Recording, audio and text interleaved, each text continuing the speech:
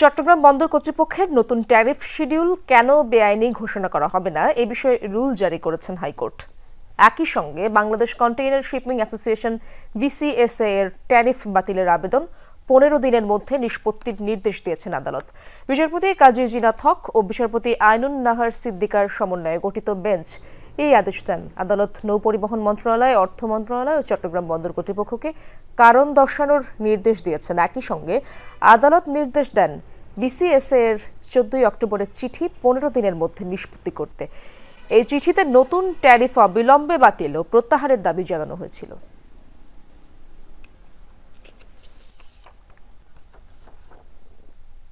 হঠাৎ করেই এই ট্যারিফটি বৃদ্ধি করার কারণে ওনাদের যে দীর্ঘমেয়াদী চুক্তি থাকে অনেক কাস্টমারদের সাথে, সেগুলো ওনারা আসলে অ্যাডজাস্ট করতে পারছেন না। একটি আইন আছে পোর্ট অ্যাক্ট, সেখানে মিনিমাম 2 মাসের সময় দেওয়া হয়েছে এটা এফেক্টিভ করার জন্য, সেটাও মেনটেন করা হয় নাই। অনারেবল আদালত এর একটি রুল ইস্যু করেছেন এবং গত 14 তারিখে 14 অক্টোবর ওনারা একটা চিঠি দিয়েছেন, সেই চিঠিটা ডিসপোজ অফ করার জন্য বলেছেন।